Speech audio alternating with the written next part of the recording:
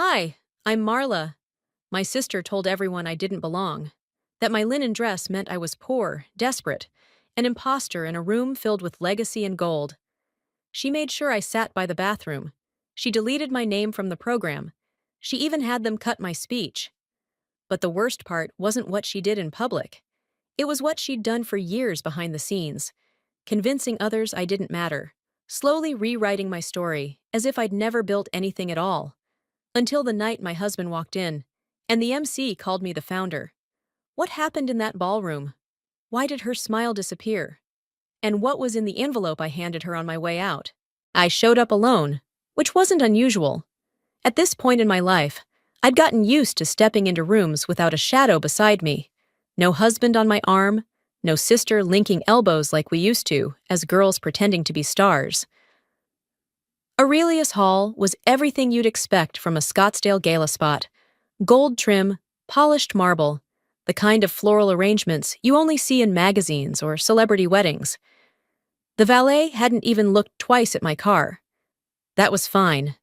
I didn't need anyone pretending to respect me out of obligation. My dress was simple, linen, cream-colored, handmade. It belonged to my mother once.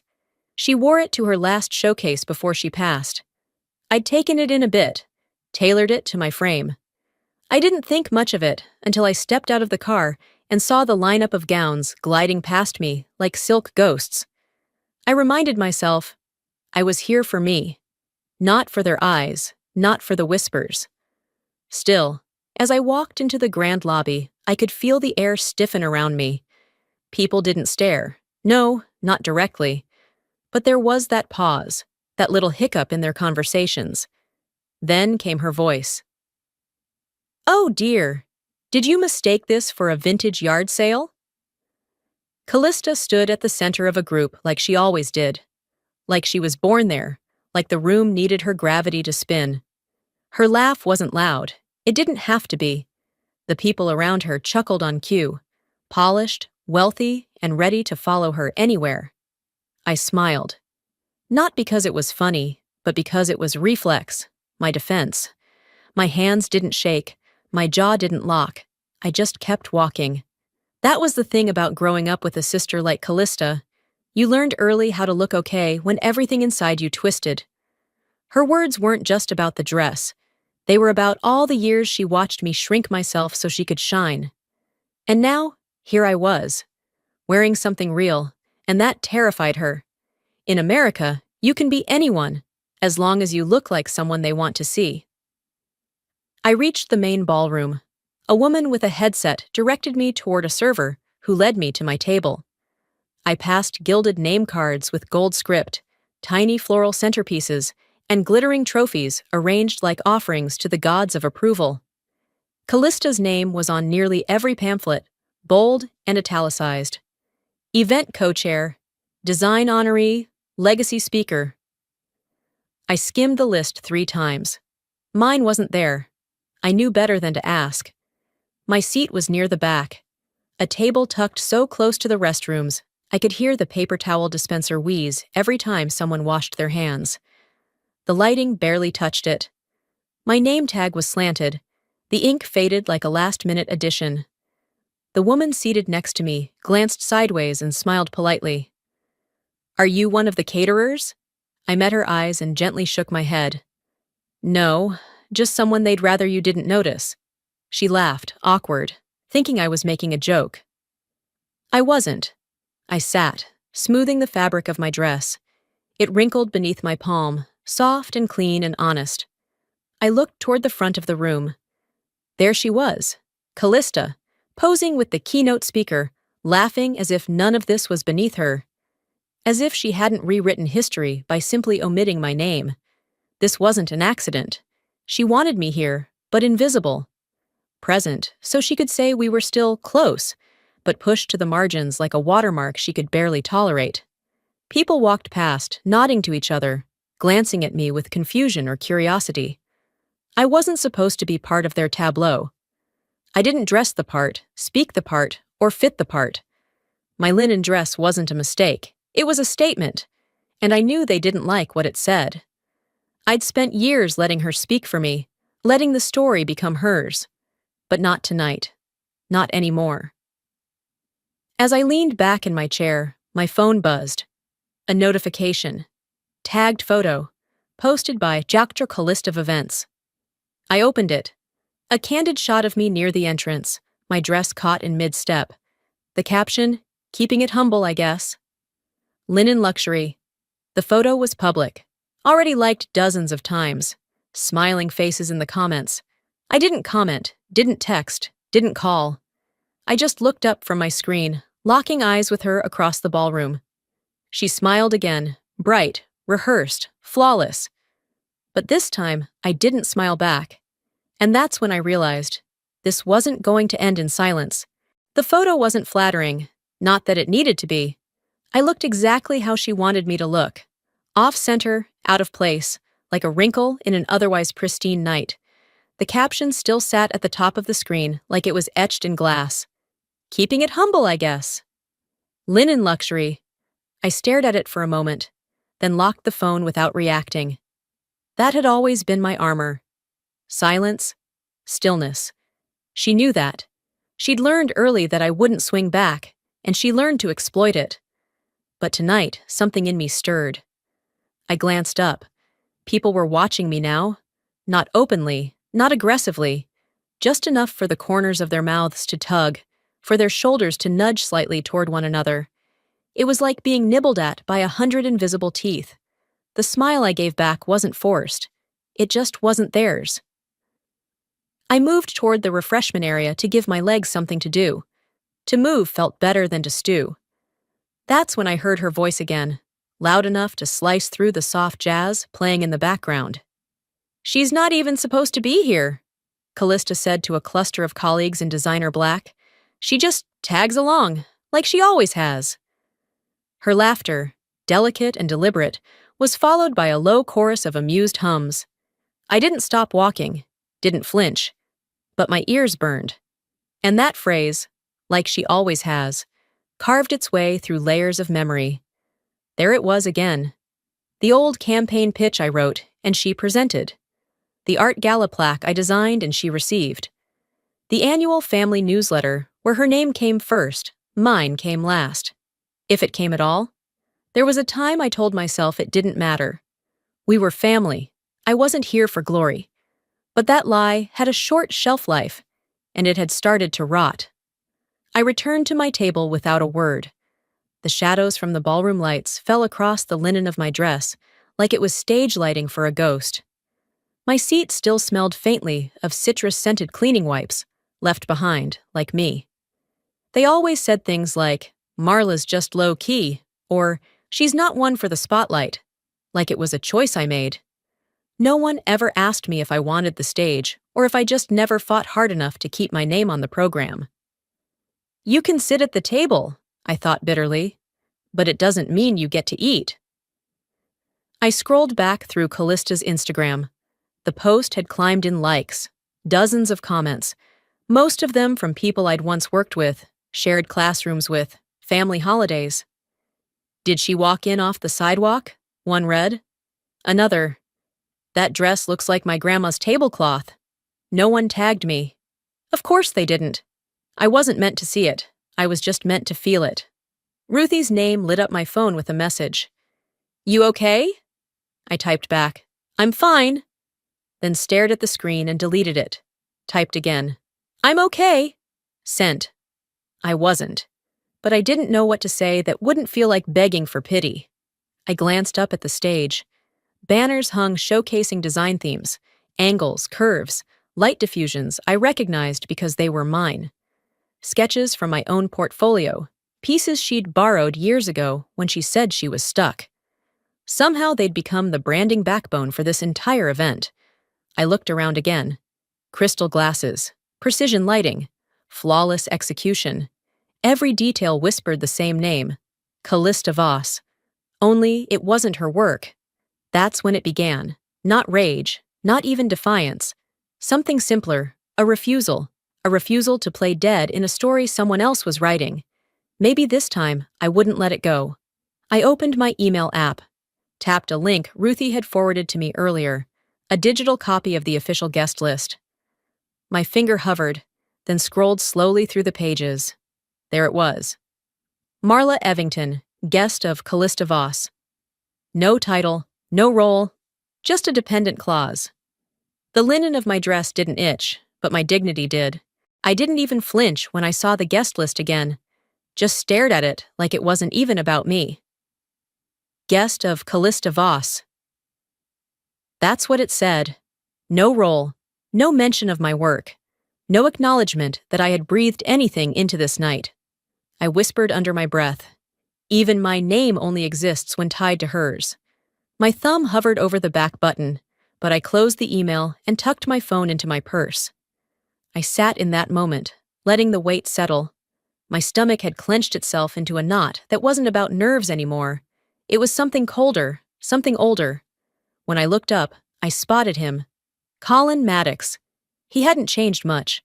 Still tall, still smooth around the edges, in that corporate way. Some men refine with age instead of losing. He was standing near the champagne bar, talking to a younger woman I didn't recognize.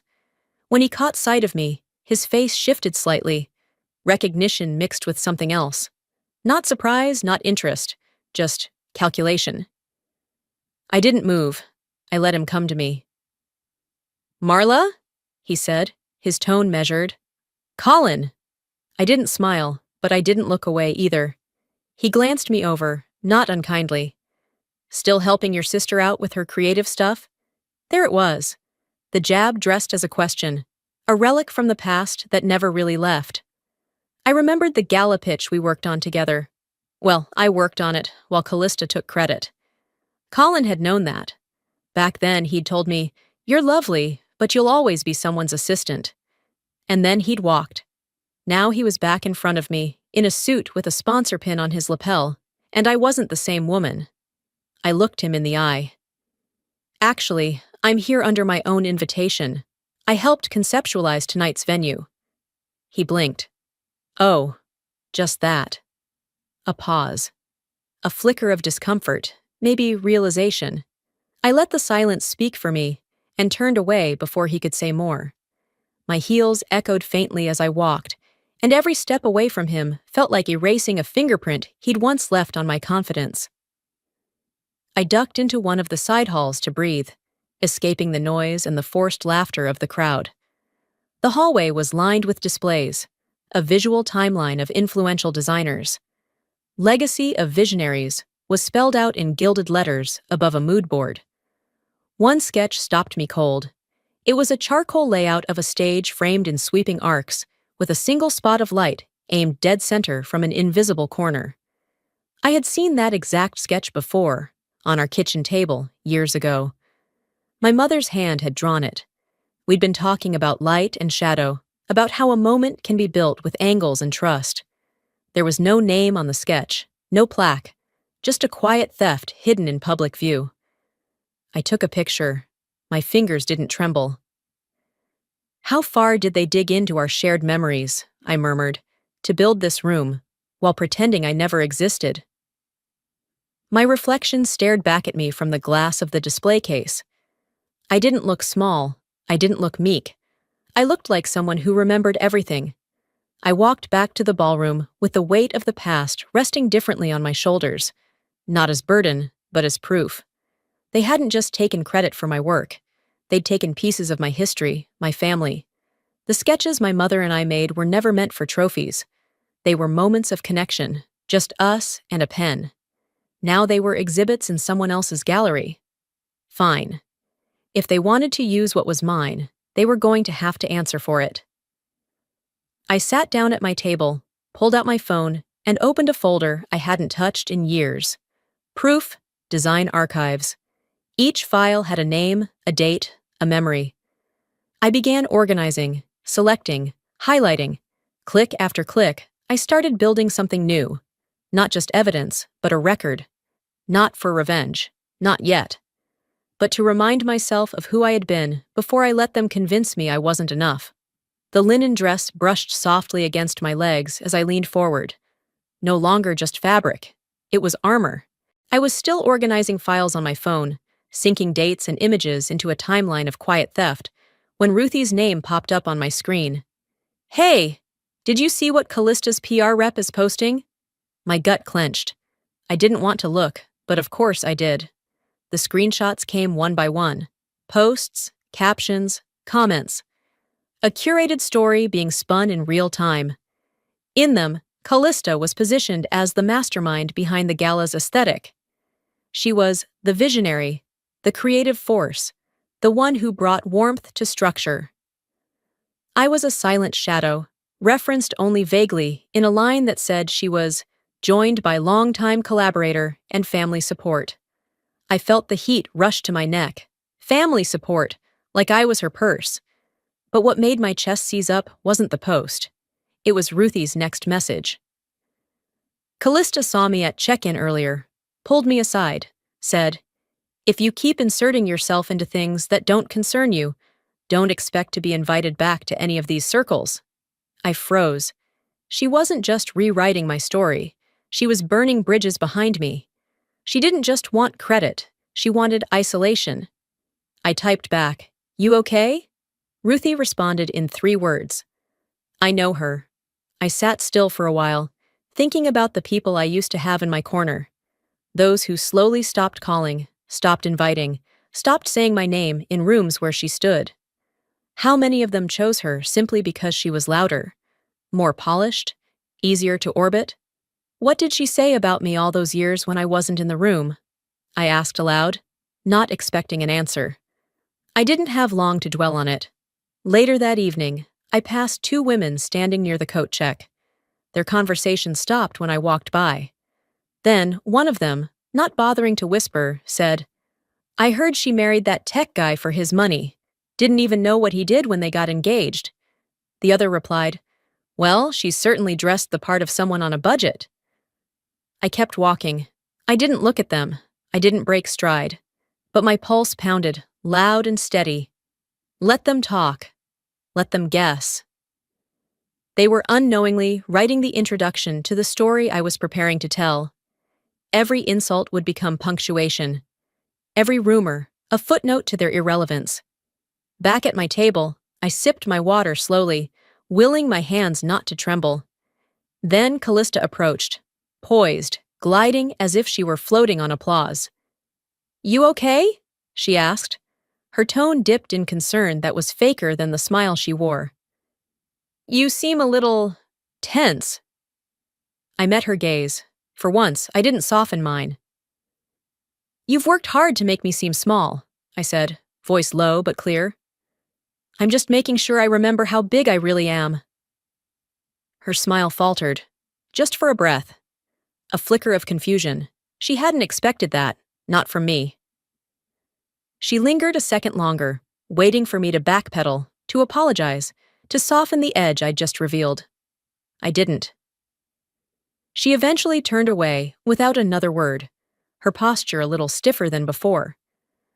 I sat back, letting the air settle. It felt good, clean.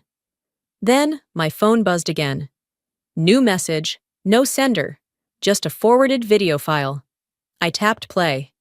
There she was, Callista, in a meeting room, speaking to an event organizer. "She doesn't need to be listed. It'll just complicate the messaging," she said, voice steady, rehearsed. "Keep it simple, just me." The camera angle was from the far corner. Whoever sent it had access, had intention. I watched it twice. No sound from me, just a slow exhale. Then I saved the file to the archive folder on my phone. Fairness was a fairy tale. But truth? Truth was starting to sharpen its teeth. I watched the video 3 times. Not because I didn't believe what I was seeing. I knew it was real the moment I opened the file. But something about watching Callista's mouth move, her voice calm and certain, as she dismissed me like a spreadsheet error. Something about that felt too familiar to just accept once. "Just remove her from the speaking segment," she said. "She's not a good fit for optics." Optics. Not talent, not contribution. Optics. I didn't blink. I didn't rage. I just emailed the clip to Ruthie and myself. Subject line, insurance. Then I sat very still.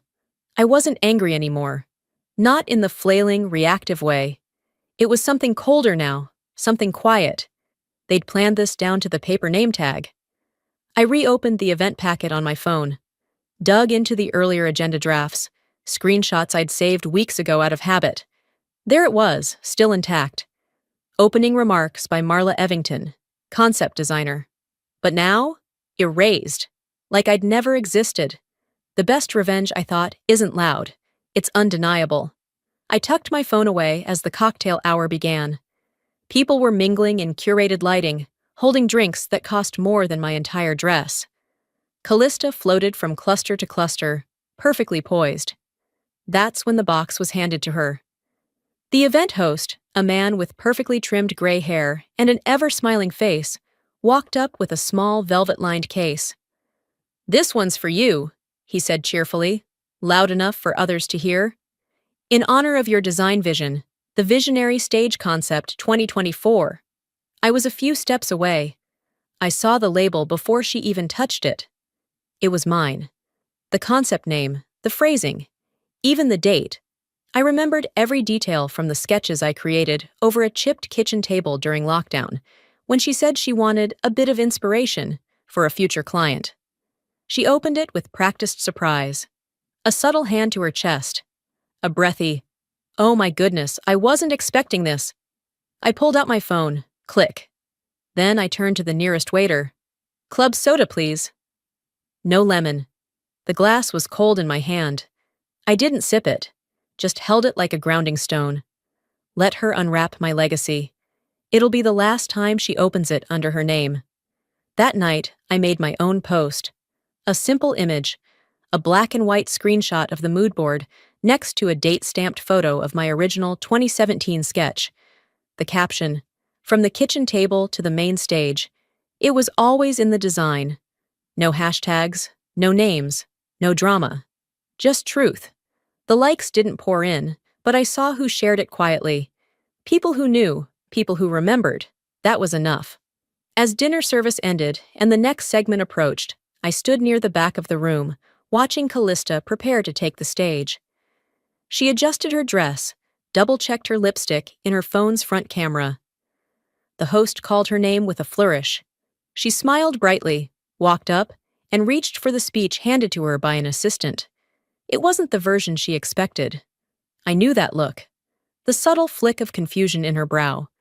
The way her fingers tightened on the page. Her eyes scanned for something familiar, something she could control. But there it was. My name. Still on the script, still attached to the concept. She looked up, saw me standing near the exit, sipping my soda. I didn't move. I didn't brace for a storm. I watched it unfold.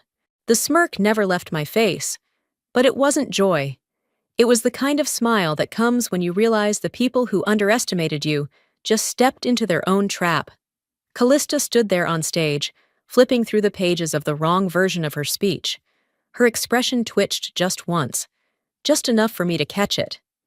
She said my name aloud, then skipped the line that came after it. She didn't pause. She didn't acknowledge it, just smoothed her features and moved on. I was supposed to speak during this segment, a short reflection on design intention, 3 minutes max. A moment. Mine. But the moment was gone. During the break, I walked to the side where an assistant hovered near the curtains, headset still crackling with production notes. "Excuse me?" I said gently. "Was there a change to the speech lineup?" She glanced at her clipboard, then blinked. "Oh, I thought you withdrew. We had instructions from Ms. Voss's team to update the run sheet." I nodded once. "Thank you." I didn't need her apology. I already knew where the decision came from. I walked out into the hallway, past the noise, past the voices, and leaned against the cold stone wall beneath a framed black and white photo of last year's honorees. My hands were steady, but my breath? Shaky. I texted Ruthie, "They're not going to stop until I'm wallpaper." Her reply came seconds later. "Then let's become the kind that peels."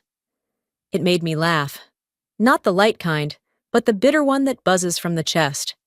A week ago, I'd filed a formal complaint with the planning committee. I'd noticed too many inconsistencies. Credit lines shifted, roles omitted. I'd followed protocol, used the system. Now, standing in that hallway, I saw it for what it was. Marla? The voice came from behind me. I turned to see a young intern. I recognized her. I'd mentored her years ago when she was barely out of undergrad. I probably shouldn't be saying this, she whispered, stepping closer. But your complaint, they never saw it. I frowned. What? It was intercepted, she said quickly. Blocked before it reached the executive group. Someone above me pulled it.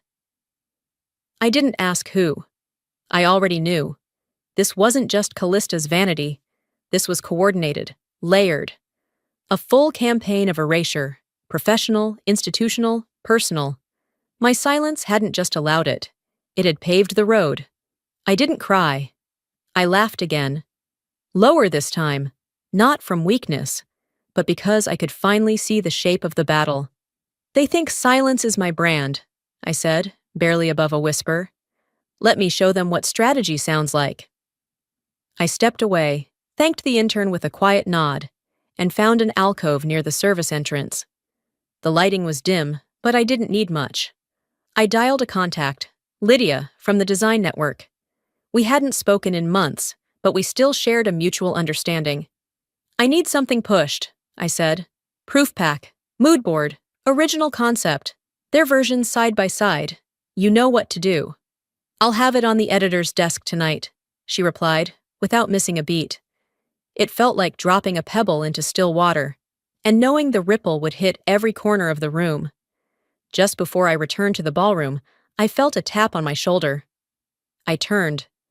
A woman, mid-40s, tasteful blazer, firm handshake kind of energy, stood there smiling. I loved your concept sketches from the community gala last year, she said. Bold stuff. She knew, not Callista. Me. It was the first time that night someone saw me without needing context. I smiled. Not because I had to, because someone finally said my name without asking whose sister I was. I was still standing there, replaying that quiet moment. The woman from earlier who'd recognized my work without qualifiers, when Ruthie's text appeared. You need to hear this. Sending now. No context, just a byte M4A file. I stepped aside, tucked myself into a corner near a decorative plant no one cared about, and pressed play. Callista's voice filled my ear like an unwanted perfume. Marla? She's always been in my shadow, always will be. There was a pause, then more, each word sharp like a needle pressed slow. She's harmless. Fragile, really. Honestly, sometimes I think she likes being the underdog. Makes it easier not to try. I pressed pause. My thumb hovered over the screen, then hit play again. I listened twice, 3 times. The clip was short, but it didn't need to be long. This wasn't about credit anymore. This was character assassination. Behind doors I wasn't allowed to open. Among people I had once brought coffee to, while she spoke as if my ambition was a delusion. Ruthie texted again. No idea who sent it. Probably someone on her PR team. Slipped. I stared at the crowd ahead, everyone laughing, drinking, posing. There was a time I would have crumbled, would have run to the restroom, locked a stall, and shaken until the tears passed. But not now. There's always a line. And once it's crossed, even the kindest heart calcifies. I replayed the file one last time. But this time, I didn't flinch. I absorbed it like armor. This isn't family anymore, I thought. This is survival. Half an hour later, during the mid-event recognition segment, Callista stood under a spotlight, smiling like she was born beneath one.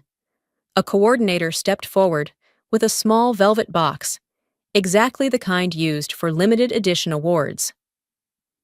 And this, the host beamed, is presented to Callista Voss for her groundbreaking contribution to the Visionary Stage Concept 2024. Applause. Cameras. The flash of a lens caught the edge of her cheekbone. I was standing just close enough to hear the whisper behind me. That award was meant for the concept lead, wasn't it? A junior planner. Young, unsure, but not blind. I turned to the woman beside her, a member of the organizing team I'd exchanged emails with early on. Funny, I said casually. I submitted that concept under my own portfolio. She looked up at me, startled. I'd be careful who you send that press release to, I added, before walking away. I didn't have to raise my voice. The room had started to whisper for me. Back near the edge of the crowd, I texted Silas. Be ready to move when I give the word. No further explanation needed.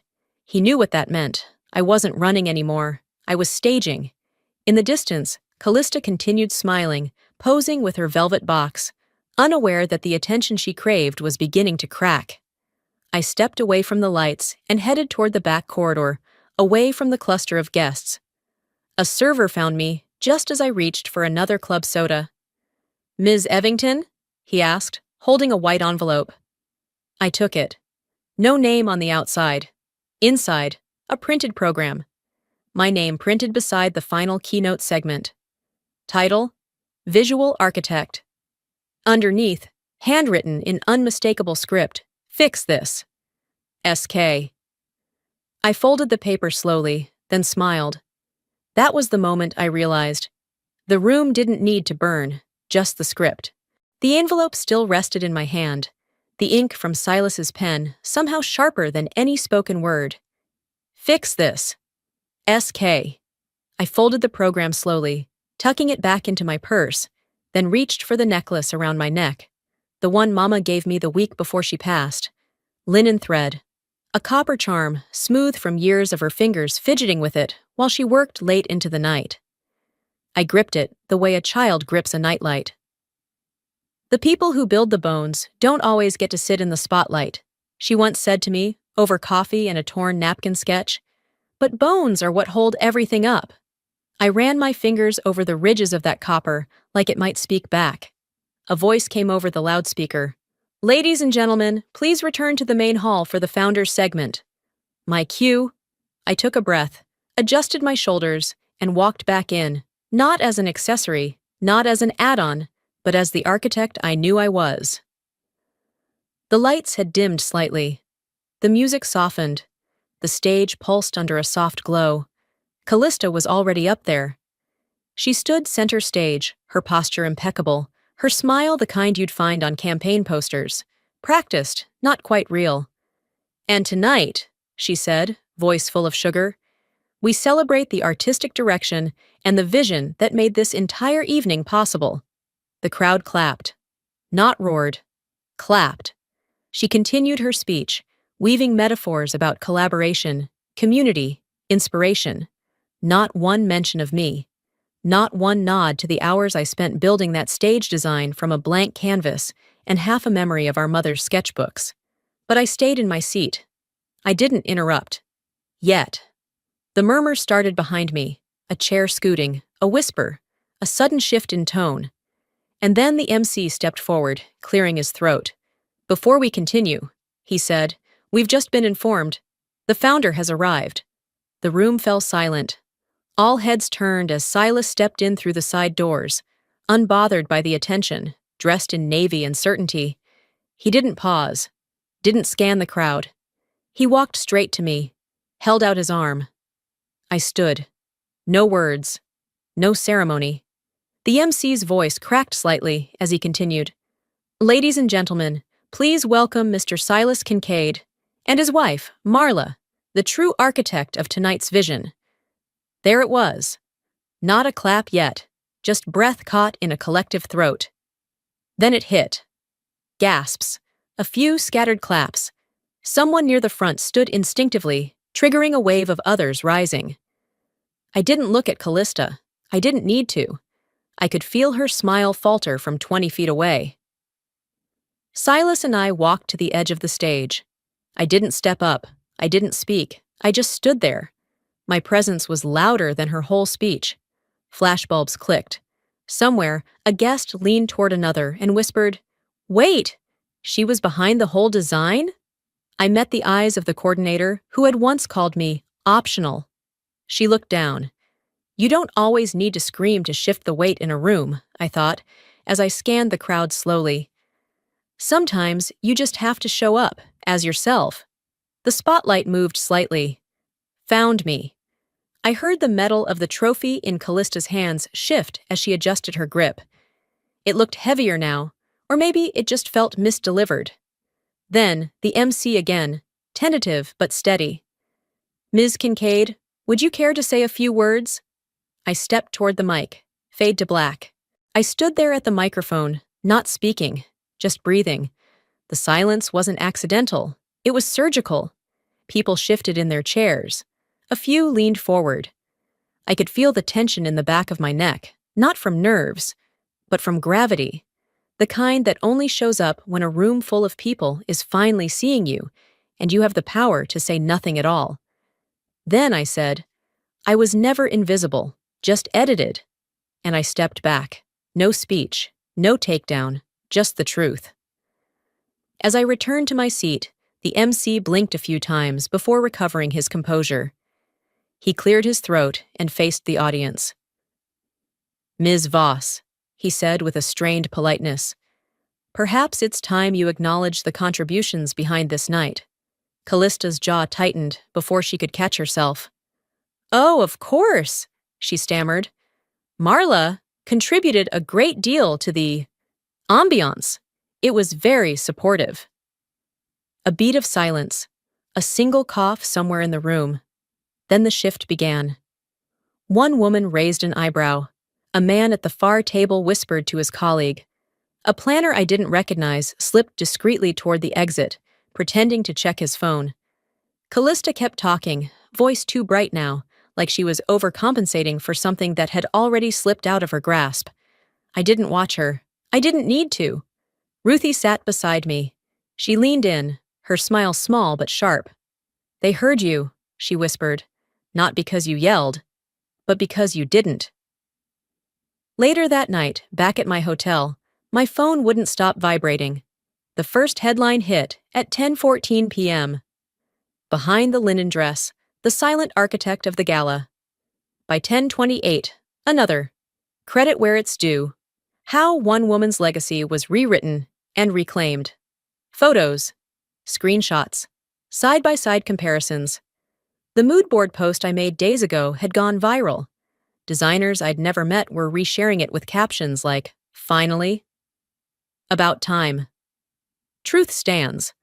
Callista posted something around midnight.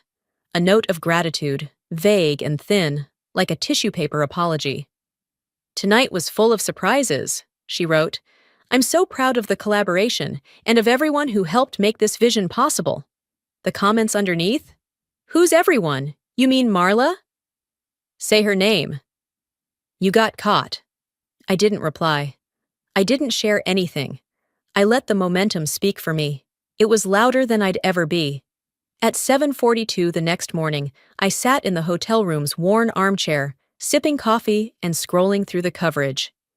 I wasn't smiling. I wasn't crying either. I just felt done. There's this idea that revenge is sweet. It's not. It's sobering. It's clarity. It's closing the door with both hands, knowing you won't open it again. Not because you're angry, but because it's too small to fit who you've become. I opened the proof folder on my phone. Selected all. But before deleting, I backed it up. Just once. Just in case.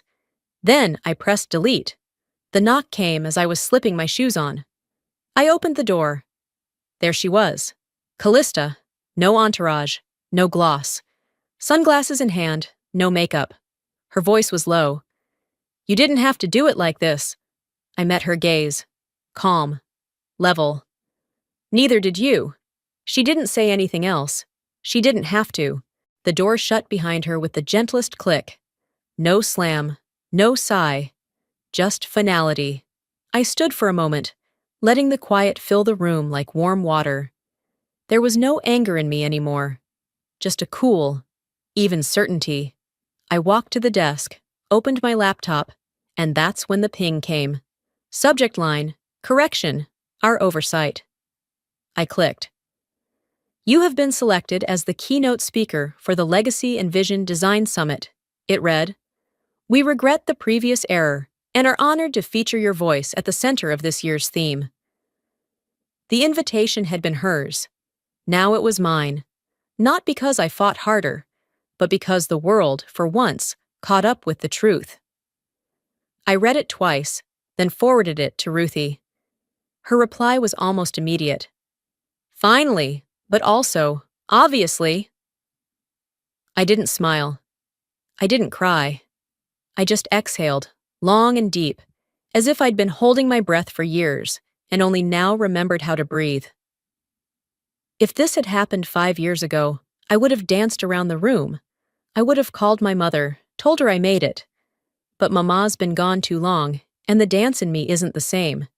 It felt less like winning, more like leaving a courtroom with a verdict that should have never needed proving. I remembered something Toni Morrison once said in an interview I watched 100 times. You are your best thing, not the speech, not the spotlight, not the applause. Me. Later that evening, after a long shower and a cup of tea gone lukewarm beside me, my phone buzzed again. Voicemail. From Callista. I didn't want to listen, but I did. Her voice was composed, each word like a stepping stone placed too carefully. Hey, I'm sorry if things got out of hand. I hope we can move forward. There's too much history between us to let this one moment define everything. Click. I deleted it. There's a difference between regret and recognition, and I wasn't mistaking one for the other ever again. It's not forgiveness I need, I thought as I sat back in my chair. It's peace, and she's not in it. I opened a new document on my laptop, titled it, The Shape of the Stage, Notes from the Woman You Never Saw. No more trying to prove anything. This wasn't for exposure. It wasn't for redemption. It was a reclaiming. I began typing. I wrote about my mother, the way she shaped light with paper and her voice with sketches. About the first time I realized the world didn't clap for the person who built the bones, only the one who painted them gold. I wrote about being silenced in rooms where my name should have been spoken with pride. This wouldn't be a viral post. It would be my keynote, written not from bitterness, but from memory. And I wouldn't write around the pain this time. I would write through it. The sun had long since dipped behind the Arizona skyline. I stepped out onto the balcony, holding a glass of water, letting the cool air settle into my skin. My phone buzzed one last time that night. From Silas. You ready to come home? I typed back. I already did. After I responded to Silas's message, I already did. I closed the laptop gently and walked to the kitchen. I poured myself a cup of chamomile and stepped onto the patio. The desert air had cooled, soft and dry against my skin. In the distance, the Arizona horizon folded into twilight. Some goodbyes don't need to be spoken, I whispered aloud. They just need to be lived. The stillness around me wasn't loneliness. It was clarity. A few days earlier, I hadn't known that Silas had been at the event before anyone else arrived. He hadn't told me. That was never his way. But I learned later that he'd watched rehearsals from a VIP suite, quiet, observing. No drama, just taking notes. He'd seen it all, the altered placards, the missing bios, the slideshow that once bore my logo now scrubbed clean. He hadn't intervened immediately. He'd waited, and instructed his team, quietly, professionally, to document everything. Fix this. SK. The note in the envelope hadn't been romantic. It had been strategic. He didn't fight my battle for me. He didn't step in to rescue me from a narrative I'd spent years allowing others to write. He simply made sure no one could bury the evidence of who I was. I remembered something he told me years ago, during one of my first big design gigs that ended with someone else claiming the credit. Sometimes love isn't stepping in, he'd said. It's stepping back, but never away. I returned home that weekend. My house felt different, not newer, just finally mine again. In the small home office, the sketch my mother and I made together still hung on the wall. We drew it when I was 19. It had survived bad apartments, worse boyfriends, and years of storage bins. There had always been a post-it in the corner that read, "One day." I pulled it off, wrote a new one. Done, and still rising. I sat at the desk, opened my inbox, and typed a brief, warm thank you note to the event coordinator. Not to Callista, not to the publicist, not to the sponsors. Just the woman who had slipped the program envelope to the server. The one who made sure my name appeared, finally, on the stage. Then I opened a drawer I hadn't touched in years. Inside was a sealed letter, yellowed slightly, folded 3 times. I'd written it to Callista once, after a different gala, a different betrayal. I never sent it. I unfolded the page slowly, scanning the familiar lines. So much explanation, so much pleading. So much of me trying to make sense of a woman who was never going to say she was sorry. I didn't cry. I didn't tear it up.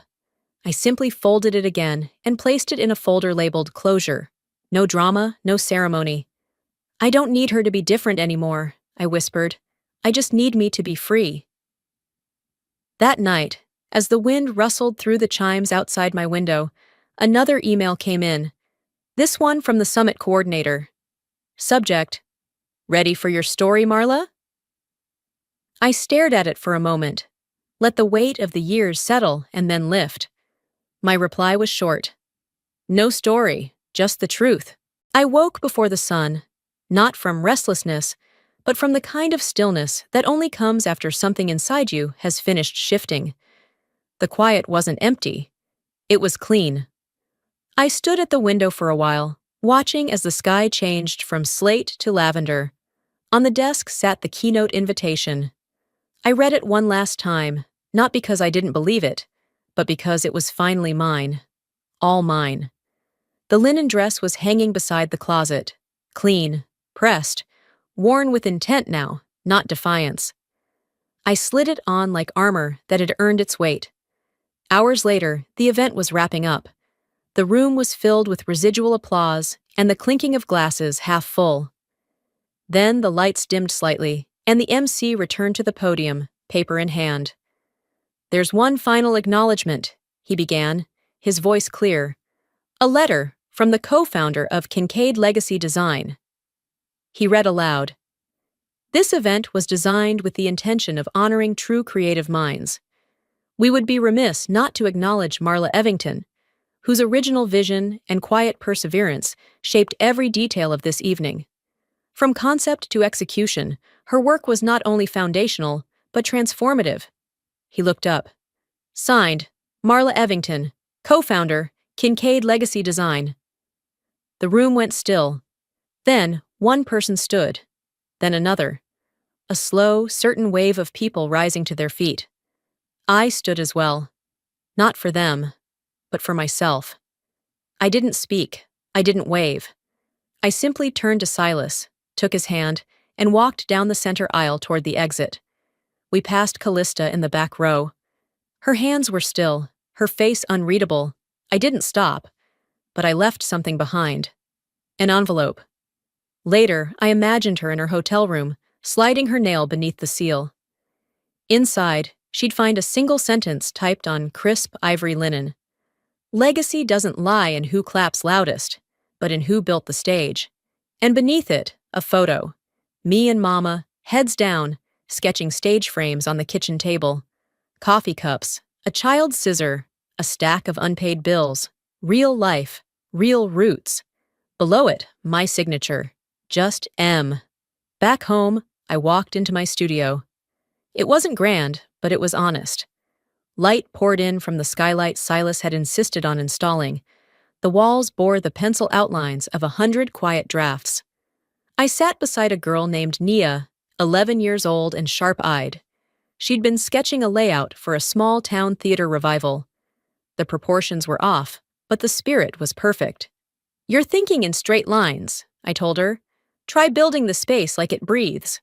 She looked up at me, grinning. Like lungs? Exactly. Headlines had already begun their rotation.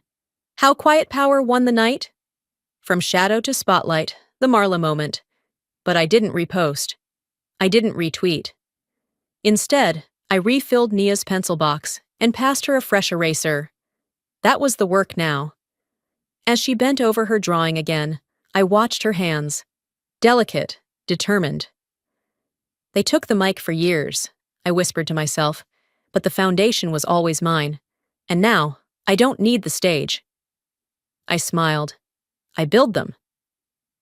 She closed her sketchbook as I stood. Embossed on the back, in small gold lettering, were two simple initials. M.E.